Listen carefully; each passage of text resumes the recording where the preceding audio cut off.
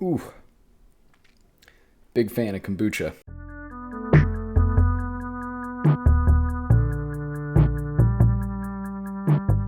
Well, Season 4 is finally here, and we're going to walk through the patch notes today and tell you guys all about the details. If you like the video, hit that like button. If you haven't already, hit that subscribe button. Let me know down in the comments below what you're most about. Let me know down in the comments below what you are most excited about for Season 4 and all the changes that come along with it. So without further ado, let's check out the details. So we'll start out here with the playlist calendar that has come out in the patch notes. And we can see that for this week, June 22nd, we've got Caldera, the normal Battle Royale modes of solos, duos, trios, and quads. We've got Golden Plunder quads, which we'll come back to in a little bit. And then Fortune's Keep for Resurgence, solos, duos, trios, and quads. Obviously, you'll notice that Rebirth Island is missing for the map rotation, or the playlist rotation rather, for this week, but that will be coming back for the week of June 30th. So they're going to spotlight Fortune's Keep as the new map that they've introduced this week. That's expected. Rebirth Island will be making a return, so don't worry. All right, so in the new Battle Pass, 100 new tiers for us to explore. We get 2 new free weapons. We'll touch on them later when we get into the weapon changes and introductions and whatnot. But an SMG and an LMG, the Marco 5 and the UGM 8. Bunch of typical inclusions for the Battle Pass. We'll skip over that, but I will leave a link to this patch note article down in the description below. So if you want to check out these in more detail and anything else I don't go as in-depth with, like weapon tunings and stuff, all the minute details, I'll leave that link down in the description for you to check out. So scrolling down, we've got new modes. So Golden Plunder, this is what I was talking about before with the playlist calendar. So this is a new limited time mode. It's a different take on Blood Money Plunder. So the player count has been increased by 20 players, up to 120. Players drop more cash upon their death. Looks like there's an increase made into the amount of money needed for victory. They introduced these ATMs that are broken, and they, I guess, spawn money around them. They also introduced this into Caldera, so we'll touch on that a little later too. And then golden key cards for valuable bunkers that will be open for business. All right, we've got Fortune's Keep Resurgence. So, of course, this is the new Resurgence map coming in to play alongside Rebirth Island. For the time being, they're keeping the player counts the same to just have people get familiar with the map, the POIs, the territory and terrain, where you're going to be engaging players, high-value loot areas, etc.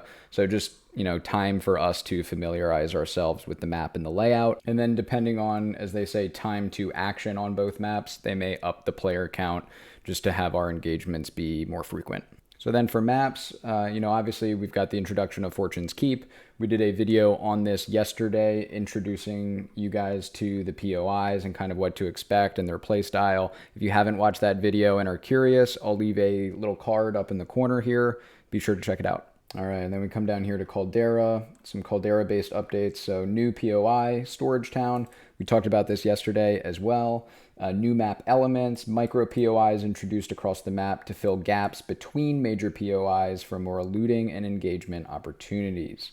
This is a direct result of this item down here, the arid vegetation updated gameplay.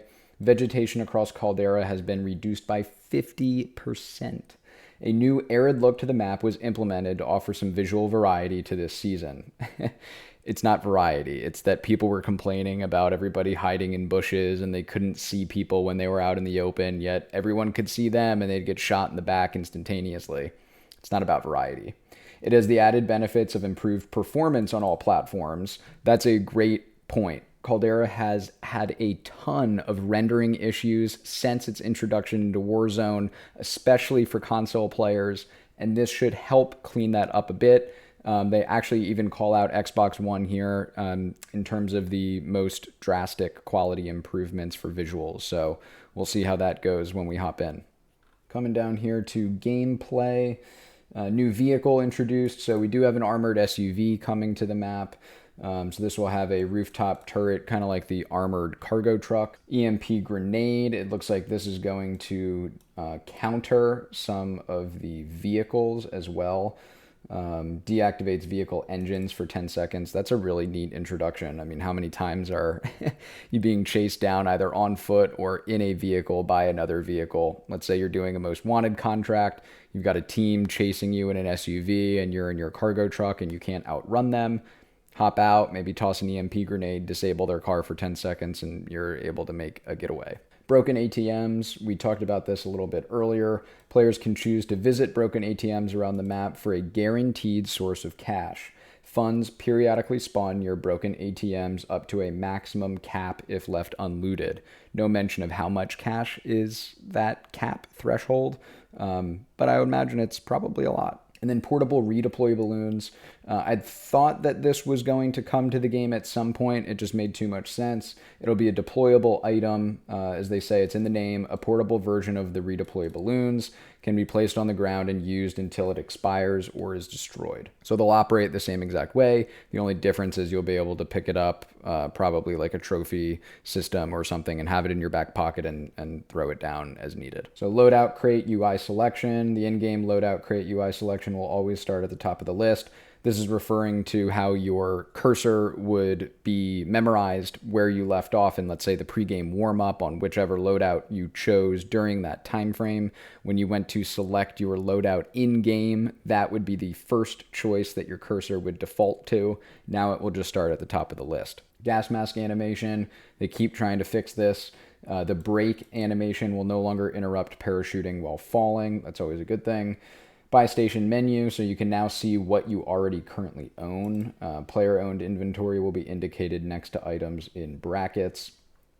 Deployable buy stations, they just made these survive in the gas a little bit longer, like real buy stations. Fire sale, some big changes here. So self-revives will no longer be free. They'll have a small associated cost. Loadout drop markers will now receive a discount. So they've kind of swapped what they did there. So it used to be a free self-revive and no discount for the loadout. It will now cost you for a self-revive and the loadout will be discounted. Infill POI text, they've updated the font and the color, blah, blah, blah. That's just the text that you see over the map as you're flying in. Out of bounds timer, they increased by 100% to 10 seconds, allowing you to get back inbounds, up from 5. I don't really know who was going out of bounds that long. They made some changes to the gulag audio, silencing players' footsteps above you. On-screen hit markers, blah, blah, blah. Redeploy positioning, so we'll now respawn closer to our squads or our loadouts when we come back from the gulag. This was a change that they said that they were making back in Season 3, but I think there were some exploits and they removed it. Ground loot perks, they've gotten good feedback here, so they're adding Ghost, Combat Scout, Double Time, Cold-Blooded, and Amped as rare items that you can find on the floor and loot. Some different perk adjustments here. Battle Hardened, so this is a huge, huge buff for Battle Hardened. Stun and flash resistance increased to 70%, up from 40%. So this should help counter some of the restock perk where people just spam flash grenades and stun grenades into a room. You can never see or hear or move anywhere to fight back. So now you should have very, very good defenses to counter that. Scavenger awards an additional $500 with each kill. No one's going to use it. Hardline provides a 25% discount, including loadout drop markers. That's a good thing, but there's still better perks to use. Restock perk, recharge time increased to 30 seconds, up from 25 seconds. Again, this is in line with the Battle Hardened perk that we just talked about, trying to decrease the spamming of stun grenades, flash grenades, and even stims, honestly, and snapshot grenades. Radar Jammer, the chances of picking it up in Rebirth and Fortune's Keep have been reduced. Those things were pretty powerful when they first dropped.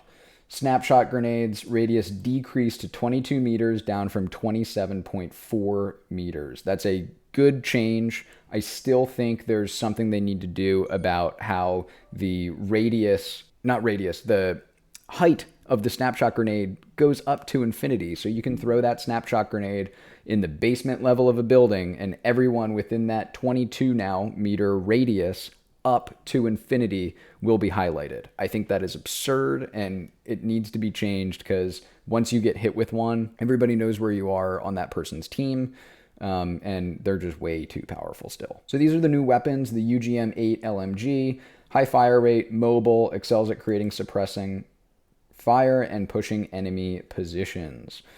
We'll see. I mean, we'll see how mobile it is. We'll see how good the TTK is. I'll let some others create content on that. The SMG, though, the Marco 5, a high mobility submachine gun, accurate from the hip with excellent close range stopping power.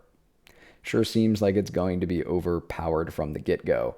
But again, we'll have to wait and do some testing and stuff to see how it really performs. But I imagine there will be a big advantage to using the Marco 5 in Warzone. So then there are a ton of weapon adjustments. Got a nerf to the AK. So as you can see, just a ton of weapon adjustments.